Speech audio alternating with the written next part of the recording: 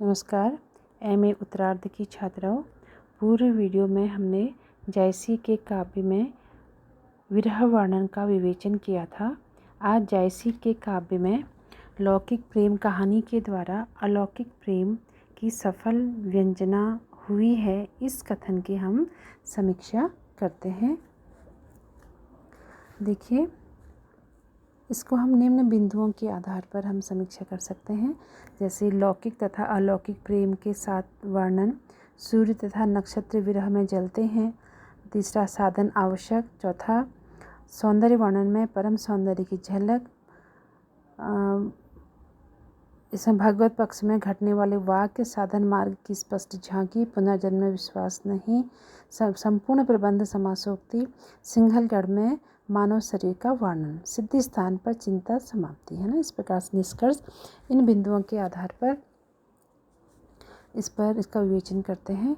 जायसी की रुचि विशेषतः सूफी मत की ओर थी, जहाँ पर कि जीवात्मा तथा परमात्मा में अभेद स्थापित किया गया है, परंतु फिर भी ईश्वर को प्रियतम मानकर स्तुति की गई है।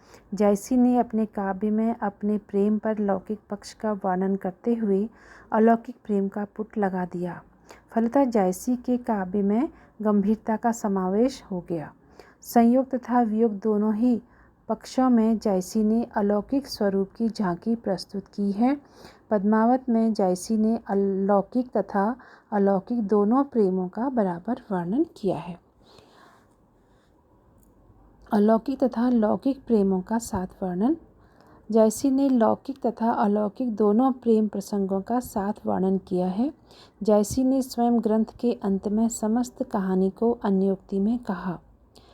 तन चितउर मन राजा कीन्हा, हिय सिंघल बुद्धि पद्मिनी चीन्हा। गुरु सुवा जय पंथ दिखावा, बिन गुरु जगत को निर्गुण पावा। नागमती यह दुनिया धंधा, बाचा सोही न एहि चित बंधा।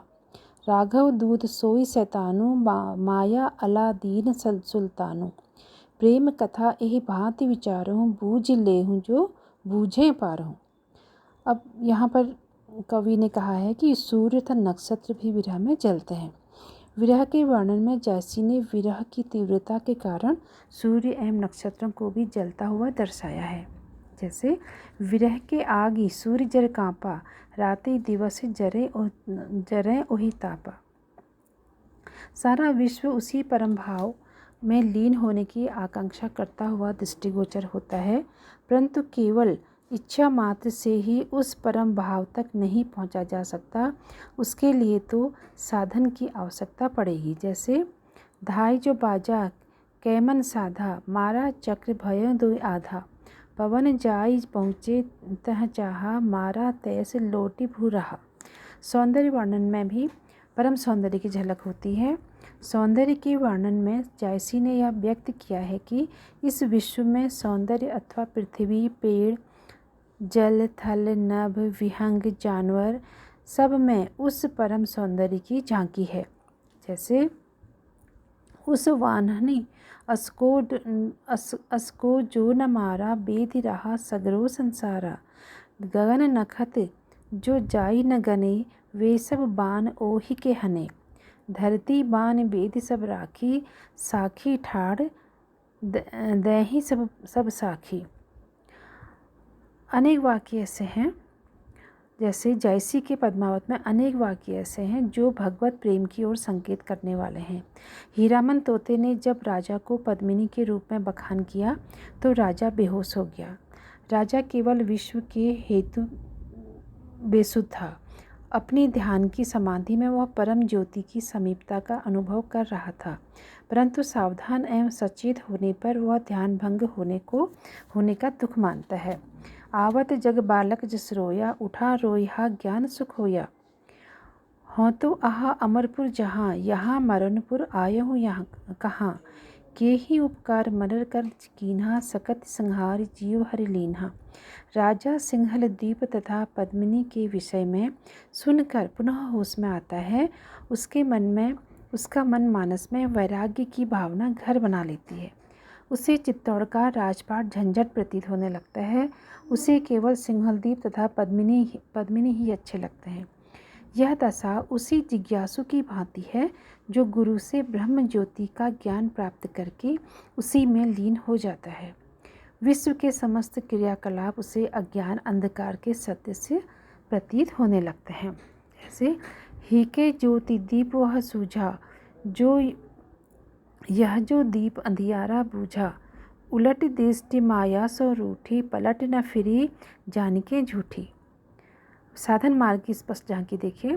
प्रेम मार्ग पर अपने चरण बढ़ाने वाले रतन सेन के इस मार्ग में साधन के मार्ग की झांकी देखने को मिलती है।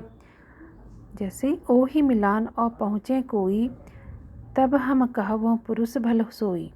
है आगे पर्वत के बाटा, विषम पहाड़ अगम सुई सुठ घाटा। बीच बीच नदी खोह और नारा, ठाव ही ठाव बैठ बंटवारा। पुनर्जन्म में विश्वास नहीं है कवि का। जायसी सूफी मत के अनुयायी हैं।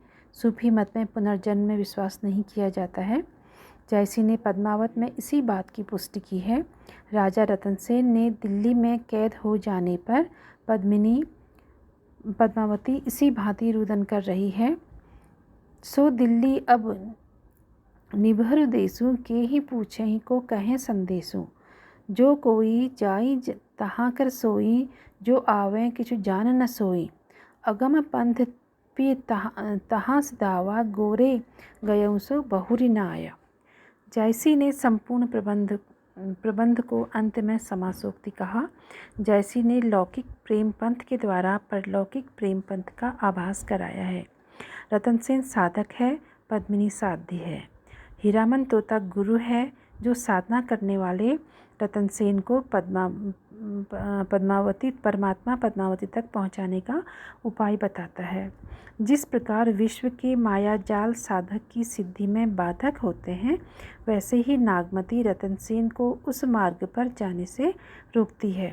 जिस भांति शैतान साधक को गलत मार्ग बतलाकर उसे इधर उधर भटकाता है, उसी प्रकार राघव चेतन भटकाने वाले शैतान के सदृश हैं। माया सुल्तान अलाउद्दीन है। जायसी ने पद्मावत के अंत में इस बात को पूरी तरह से स्पष्ट कर दिया था। तन चित उर मन राजा कीन्हा, हिय सिंहल बुद्धि पद्मिनी कीन्हा। गुरु सुवा जेहि पंथ दिखावा, बिन गुरु जगत को निर्गुण पावा। नागमती यह दुनिया धंधा, बाँचा सोई न एहि चित बंधा। राघव दूत सोई शैतानु, माया अलादीन सुल्तानु। प्रेम कथा यही भांति विचारों, बूझ लेहूँ जो पूछे पारो। यह बात अब सिंघलगढ़ वर्णन में मानव शरीर का वर्णन किया है। सिंघलगढ़ में यह बात नहीं कि जायसी के पद्मावत में सर्वत्र ही दोहरे अर्थ निकलते हों, किंतु बीच बीच में कुछ ऐसे स्थल अवश्य आए हैं जो दोहरे अर्थ के बोधक हैं। सिंघलगढ़ का जो वर्णन किया है वह हठ योग के अनुसार एक प्रकार से मानव शरीर का ही वर्णन है। हठ योगी मानते हैं कि शरीर में इड़ा, पिंगला तथा सुषुम्ना 3 नाड़ियाँ होती हैं। सुषुम्ना नाड़ी मेरुदंड के बीच में से ब्रह्मरंध्र तक जाती है। हठ योगी अपनी साधना के माध्यम से सुषुम्ना के सबसे निम्न भाग में सोई अवस्था में पड़ी कुंडली को जगाता है, जो जागृत हो जाने पर सुषुम्ना के मार्ग से ऊपर चढ़ने लगती है और हृदय कमल तक चक्रों को पार करती हुई ब्रह्मरंध्र तक पहुंच जाती है। जैसे जैसे कुंडलिनी ऊपर चढ़ती जाती है, वैसे ही साधक के विश्व बंधन ढीले होने लगते हैं, तब कुंडलिनी के ब्रह्मरंध्र में पहुंच जाने पर वह ब्रह्म रूप को प्राप्त हो जाता है। जैसे 10वें द्वार ताल के लेखा, उलट दृष्टि जो लाख तो देखा। जी तहीं जुरे भरें एक बारा, पुनिका मीचू को भारें पारा। इस प्रकार से शरीर को एक गढ़ माना है। आँख, नाक, कान 9 द्वार पोरियाँ हैं। 10वां द्वार ब्रह्मरंध्र है। वहाँ तक पहुँचना दुष्कर है। वहाँ जाने के लिए पिपीलिका मार्ग का अनुसरण करना पड़ता है। जैसे भेद जाई सोई वह घाटी, जे लही भेद चढ़े सोई जाटी। गड़तर कुंड सुरंग तही माही, तहें वह पंथ कहाँ तो पाही। सिद्धि स्थान तक पहुंचने पर साधक की चिंताएं समाप्त हो जाती हैं। जैसे सिद्धि स्थान पर पहुंच जाने पर साधक की समस्त चिंताएं नष्ट हो जाती हैं, उसके सुख की मात्रा में वृद्धि होने लगती है। साधक राजा रतन सेन जब सिंघल के समीप वाले 7वें समुद्र में पहुंच जाता है तो उसके आनंद में वृद्धि हो जाती है। समस्त सांसारिक कष्ट विलीन हो जाते हैं और यही वो स्थान होता है जो समस्त इच्छाओं और आकांक्षाओं को पूरा करने वाला होता है। देखि मानसर रूप सुहावा, हे हुलास पुरननि होई अछावा। गा अधियार रैन मसी छूटी, बाहर निभिन भिनसार किरण सभी फूटी। अस्ति अस्ति सब साथी बोले, अंध जो अहे नैन निधि खोले। इस प्रकार से उद्देश्य की पूर्ति होने पर निराशा रूपी रात्रि का घोर अंधकार समाप्त हो गया। इस प्रकार से स्पष्ट कहा जा सकता है कि जयसी ने पद्मावत में अलौकिक प्रेम के माध्यम से अलौकिक प्रेम की व्यंजना करने का भरसक प्रयास किया।